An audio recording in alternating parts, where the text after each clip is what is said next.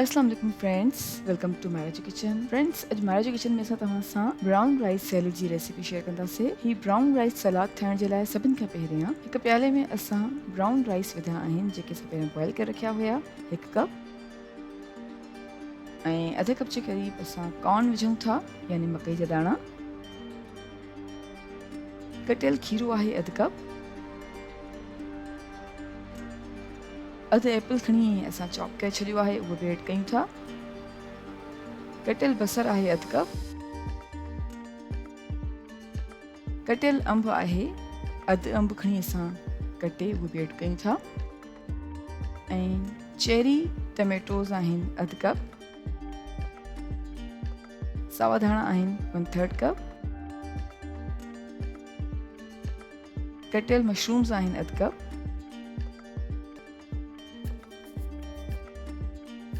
ऐं flax seeds यानी अलसी जा बीज आहिनि 1/4 कप।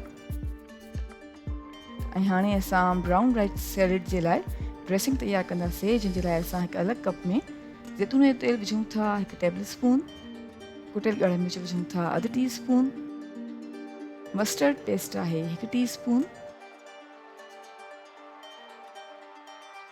एप्पल सिडर विनेगर आहे 1 टेबल स्पून।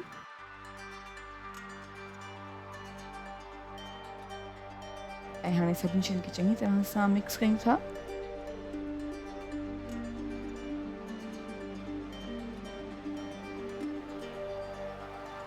ही सभई शयूं चङी तरह सां मिक्स करण खां पोइ ब्राउन राइस सैलेड जे लाइ ड्रेसिंग तयारु थी वई आहे। हाणे हिन ड्रेसिंग खे असां ब्राउन राइस सैलेड में ऐड कयूं था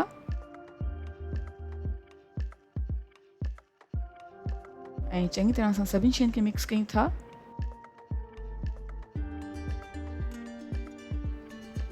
जी फ्रेंड्स, असां चङी तरह सां सभिनी शयुनि खे मिक्स करे छॾियो आहे ऐं असांजो मज़ेदार ऐं तमामु आसान ब्राउन राइस सैलेड हाणे सर्विंग जे लाइ बिल्कुलु तयारु आहे। उमेद कयूं था तव्हांखे असांजी अॼु जी रेसिपी ज़रूरु पसंदि आई हूंदी। Thank you so much for watching. असांजी वीडियो खे लाइक कजो ऐं असांजे चैनल खे सब्सक्राइब ज़रूरु कयो। तव्हां सां इंशाल्लाह मुलाक़ात थींदी हिकु ॿी वीडियो में। तेसिताईं अल्लाह हाफ़िज़।